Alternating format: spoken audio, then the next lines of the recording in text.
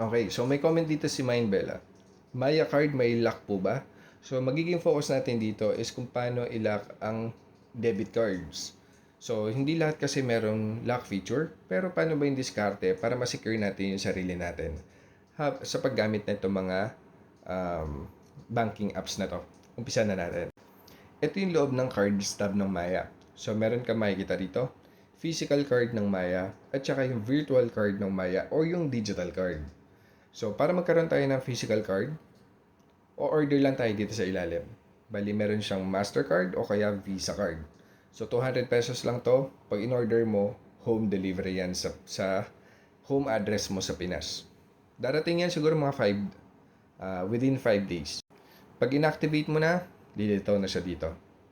Tapos, pagdating naman sa mga OFW na nag-open ng Maya account habang nasa abroad, huwag ka munang kukuha nito. Bali, kukunin mo lang to pag umuwi ka na sa Pinas. Kasi I recommend na ikaw yung makaka-receive ng physical card. Ngayon, kung nasa abroad ka pa lang, ang bubuksan mo is ito munang digital card or yung virtual card. Tapos, itong digital card na to is may card details. Kung magagamit na natin yung card details na yan sa pag-order online, kunyari sa Saudi, pwede natin gamitin sa Jarir, Extra, Noon, pati sa mga online shop ng Pinas. Kung gusto mong bilan yung family mo sa Pinas gamit yung Shopee, Lazada, magbayad ng Meralco bill, o kaya mag-reload ng NLEX. So lahat yan pwede natin magamit gamit yung digital card na to. Okay, so paano ba yung pera na ginagamit dun sa mga ATM card na to ng Maya? So, yung pera na pinagugutan yan is itong wallet tab. So, kung magkano yung laman dito sa wallet, ito yung babawasan or dito uhugot yung physical card at saka yung digital card natin ng Maya. So, since wala siyang lock card, so make sure na ang ipapasok lang natin dito is kung magkano yung gagastusin natin gamit yung ATM card. Tapos, kung ano yung ipon natin, dapat pinapasok natin dito sa savings para maging secure yung Maya account natin. So, example, ang laman nito is 80,000 pesos. Tapos, gusto mong gumastos, bumili sa restaurant. So, maglalabas ka lang ng 500 pesos.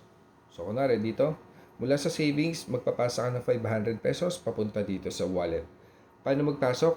Itatap mo lang yung cash in, tapos piliin mo na yung savings account mo ng Maya para lumipat na yung 500 pesos papunta dito sa wallet. Tapos, pag meron ng laman to, pwede na natin gamitin yung Maya ATM card natin. Kahit alin dito sa dalawa na to, sa pagbayad sa mga bibili natin. Kunyari sa restaurant, pwede na natin ipambayad itong physical card ng Maya o kaya yung digital card ng Maya. Sa GCash, medyo iba yung sistema naman niya. Meron siyang lock feature dito sa ATM card niya. So, basta pag wala ka pang ATM card, umorder ka lang. Pag meron na, ito yung lock card. So, ilalak lang natin to or unlock para magamit natin yung GCash ATM card natin sa pagbili sa tindahan. Kung nakalimutan mo yung PIN code ng GCash mo, diretso ka lang dito para mapalitan na agad-agad. Ganun lang din yung sistema pagdating sa GCash. So, kung ano yung laman ng wallet mo, dito kukuha ng pera yung ATM card pag pinambabayad mo yan sa tindahan. Ngayon, yung ipon mo, kunyari 80,000 pesos mo, dito mo ipasok yan sa save. Okay? Maraming bank account dito. So, ipasok mo dyan. Ikaw nang bahala kung gusto mo ikalat or mag-focus sa isang bank account dito sa loob ng GSave. Tapos, kung magkano naman yung gusto mong gastusin, kunwari kakain ka ulit sa restaurant, maglalabas ka ng 500 pesos. So, maglilipat ka ng 500 pesos mula sa save account mo dito, papunta sa wallet. Pag nandito na sa wallet yung 500 pesos, pwede na natin gamitin yung GCash ATM card sa pagbayad sa restaurant. Okay, so medyo double security siya kasi since meron siyang lock feature sa GCash card, so kahit na magkano man yung laman nito, kahit papaano secured ka kasi may lock feature yung GCash ATM card mo. So may iwasan mo mabiktima ng fraudulent transaction dyan. Ito naman yung ibang bank. Kunyari sa East West, wala siyang lock feature pero pwede natin i-disable yung mga features na meron yung isang ATM card niya. So ito, di-disable natin yung tatlo na to, yung pag-withdraw or ATM transactions or even yung pag-check balance.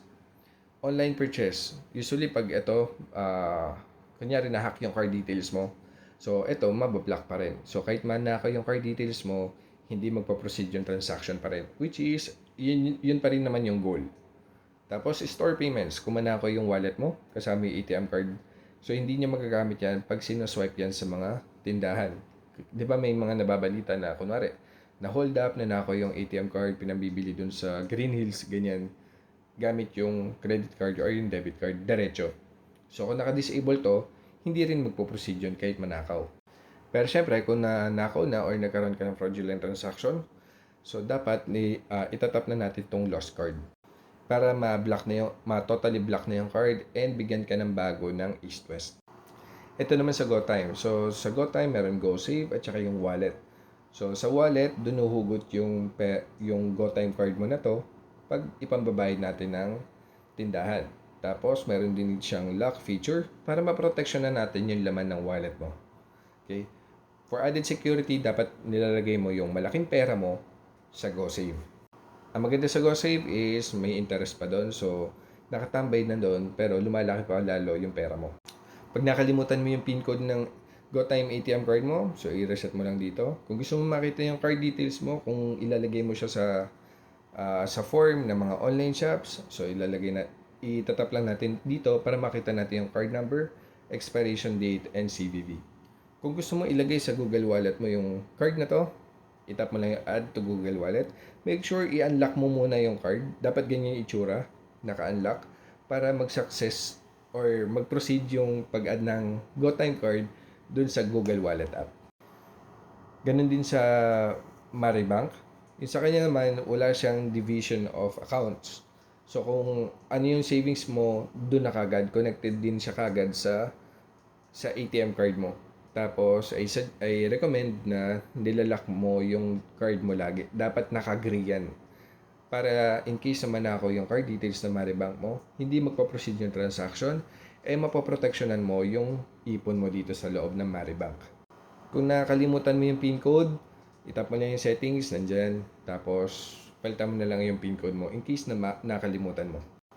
Tapos, kung gusto mo magamit yung digital card mo ng Maribank, pwede mong itap yung view card details, lalabas din yung card number, expiration date, and CVV para magamit mo sa lahat ng mga online shop abroad o kaya sa Pinas para mabili yung mga gusto mong bilhin. Again, pagkatapos mong gamitin, dapat nilalak mo kagad yung ATM card kasi once na magkaroon yan ng fraudulent transaction, diretsong mananakawan yung ipon mo dyan. Tapos, kung magkaroon man ng fraudulent transaction, dapat i-lock mo or i-delete mo kagad yung card and tawagan mo kagad yung customer service para makapag-request ka ng refund dun sa nanakaw sa'yo.